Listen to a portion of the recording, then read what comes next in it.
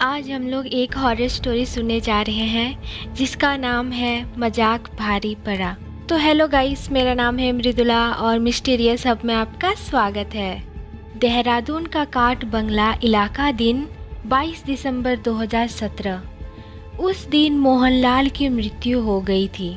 मोहन जी इलाके के एक दुकानदार थे। मोहन को अंतिम विदाई देने के लिए इलाके के सभी लोग जमा हो रखे थे। मेरा नाम राहुल है। मैं और मेरे सभी दोस्त भी मोहनलाल की अंतिम यात्रा में शामिल थे। मोहनलाल के पार्थिव शरीर को बस से हरिद्वार के शमशान घाट ले जाया जा रहा था। फिर लगभग 2 घंटे के सफ़र के बाद हम हरिद्वार के शमशान घाट पहुंच चुके थे। फिर उसके बाद पूरी विधि विधान से मोहन का अंतिम संस्कार हुआ। वहाँ पर मैं और मेरे दोस्त सोनू, अमित और नितिन हम सभी शमशान घाट में हर तरफ घूम रहे थे।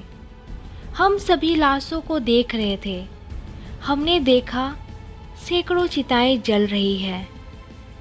शमशान घाट में हम फोटो भी खींच रहे थे उनकी, और कुछ की वीडियो भी बना रहे थे। हमारे साथी जो मोहन की डेड बॉडी लेकर आए थे वो सब मोहन की चिता के पास ही थे, लेकिन हम लोग इधर उधर घूम रहे थे कि तभी मेरे दोस्त सोनू ने मुझसे कहा, राहुल तू अपने आप को बहुत निडर समझता है ना? मैंने उसकी बात का जवाब देते हुए कहा, हाँ तो? फिर सोनू अपनी बात जारी रखते हुए बोलता है, तो तेरे अंदर हिम्मत है तो तू यहाँ से किसी भी एक चीता से थोड़ी सी राख अपनी जेब में लेकर जा सकता है क्या? फिर मैंने कहा, इसमें कौन सी बड़ी बात है? सोनू ने फिर से कहा, ले जा, चल आज 5,000 की शर्त है। फिर मैंने कहा, ठीक है। इतना बोलकर मैंने फिर एक मुट्ठी राख उठाई और उसको एक प्लास्टिक की थैली में डाल के अपनी जेब में रख लिया। राख जेब में रखने के बाद मैं सोच रहा था कि अभी रखा है, थोड़ी देर में निकाल कर फेंक दूंगा, क्या हुआ। फिर उसके बाद हम सभी वहाँ से चले गए जहाँ पर मोहन की चिता जल रही थी। लगभग चिता अब जल चुकी थी और सभी क्रियाक्रम भी पूरे हो चुके थे। जो साथ में आए थे तभी सबने कहा, चलो अब गंगा स्नान करने चलते हैं। मैंने और मेरे सभी दोस्तों ने गंगा स्नान किया और सभी के साथ बस में बैठकर अपने घर रवाना हो गए। हमें घर पहुंचने में लगभग 7 बज चुके थे। खाना तो हम लोग वहीं पर सब खाकर आए थे, और पता नहीं क्यों जब से हम वहाँ से आए थे तब से ही मेरे सर में हल्का दर्द हो रहा था। इसी वजह से मैं घर जाते ही अपने बिस्तर में लेट गया। लेटे हुए अभी 15 मिनट हुए ही होंगे कि मुझे ऐसा महसूस हुआ कि मैं बहुत सारे अजीब अजीब लोगों के बीच में बैठा हूँ और सभी लोग अजीब तरह की आवाज़ निकाल रहे थे। मैं अब बहुत डर चुका था और मुझे ऐसा लग रहा था कि कोई आग से जला हुआ आदमी मेरे पास खड़ा है, और एक तो सर कटा हुआ था। जहाँ जितने लोग भी मुझे देख रहे थे वो सब विचित्र हालत में थे। मुझे ऐसा लगने लगा जैसे मैं भूत परिजनों के बीच पूरी तरह से फंसा हुआ हूँ। पर तभी थोड़ी देर बाद मेरी पत्नी मेरे कमरे में आई और मेरी पत्नी ने देखा कि मेरी आंखें बहुत अजीब हो रखी है और मैं बड़ी बुरी तरह से अपनी पत्नी को घूर रहा था। तभी उसके बाद मेरी पत्नी मेरे थोड़ा और पास आई और मुझसे बोली, राहुल क्या हुआ, ठीक तो हो ना तुम? इसके इतना बोलने के बाद मैं जो नहीं बोलना चाहता था वही शब्द मेरे मुंह से निकल रहे थे। मैंने कहा, इसे लेकर जाऊंगा, यह मुझे लेकर आया है, अब यह भी मेरे साथ जाएगा, यह अब मेरा हो गया। मेरी पत्नी मेरी बात सुनकर पूरी तरह से डर चुकी थी। उसने तुरंत मेरे पापा, मम्मी और घर के सभी लोगों को बुला लिया और मेरे पापा मेरे पास आकर बड़ी जोर से बोले, राहुल क्या हुआ, तू ठीक तो है? मेरे पापा के इतना बोलने के बाद भी मैं कुछ नहीं बोल पा रहा था। मैं सबको बड़ी भयानक निगाहों से देख रहा था। तभी पता नहीं मुझे क्या हुआ, मैं ऐसा कुछ करना भी नहीं चाहता था, लेकिन मेरे हाथों या मेरे शब्द पर मेरा कोई काबू नहीं था। तभी मैं एकदम से अपनी जगह से उठा और तुरंत अपने पापा का गला पकड़ लिया। फिर मैंने कहा, मैं सबको मार दूंगा और सबको ले चलूंगा अपने साथ। फिर उसके बाद मेरे पापा ने मुझे झटका और कहा, कौन है तू? फिर मैंने कहा, यह मुझे लेकर आया है और अब मैं इसको लेकर जाऊंगा। अब यह बस मेरा है। अगर कोई हमारे बीच में आया तो मैं उसको भी मार दूंगा और उससे भी अपने साथ लेकर जाऊंगा। मैं सबको मार दूंगा, आज मैं सबको मार दूंगा। उस दिन से मैं ऐसे ही जोर जोर से चिल्ला रहा था। मेरे घर के सब लोग बहुत डर चुके थे।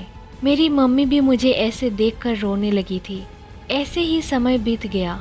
फिर उसके बाद लगभग 10:30 बजे जब मेरी हालत में कुछ फर्क नहीं पड़ा, तब मेरे पापा तुरंत मोहल्ले के एक बाबा के पास गए। बाबा ने भी देरी नहीं लगाई और वो भी तुरंत हमारे घर आ गए।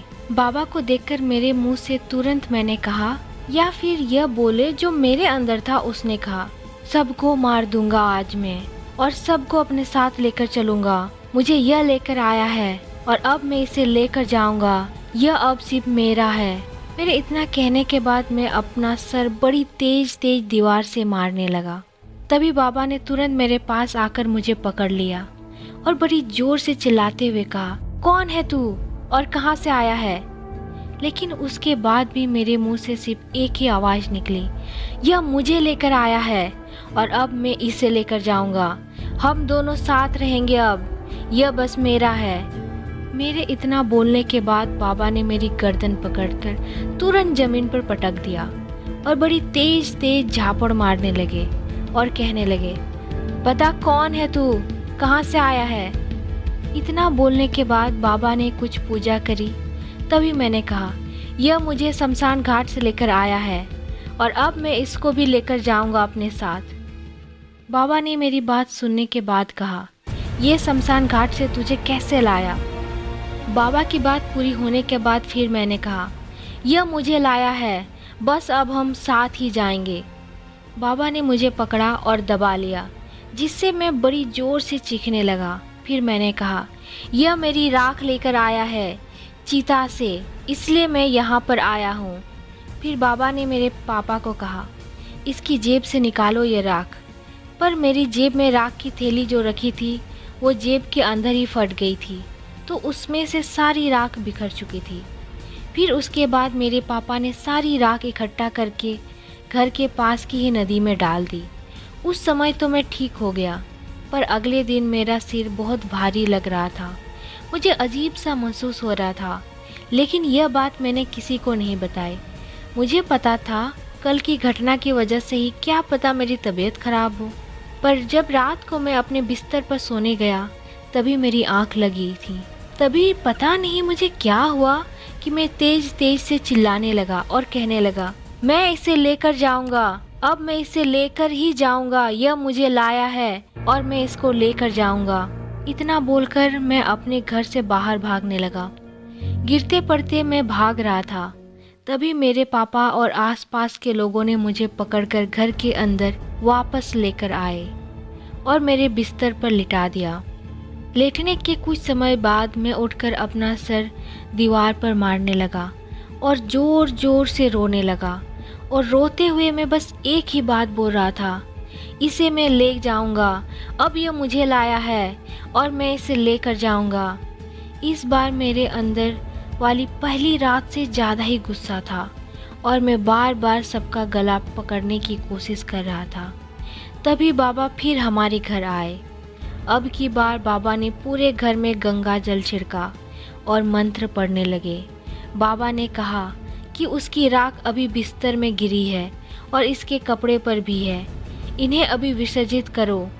तब मेरे पापा ने मेरी चादर यानी बेडशीट और मेरे कपड़े सभी नदी में विसर्जित कर दिए और बाबा ने मेरे गले में एक ताबीज़ मंत्र पढ़कर बांध दिया। बाबा ने कहा, अब ऐसा कभी नहीं होगा। तब से मैं अपने काम से काम रखता हूँ। अगर आपको ये वीडियो अच्छा लगा तो प्लीज़ हमारे चैनल को सब्सक्राइब करें, लाइक करें और शेयर करें। और अगर आप इसे फेसबुक में देख रहे हैं तो प्लीज़ हमारे पेज को फॉलो करें, लाइक करें और शेयर करें। मुझे इससे काफ़ी मोटिवेशन मिलती है, तो प्लीज़ मुझे सपोर्ट करें। तब तक के लिए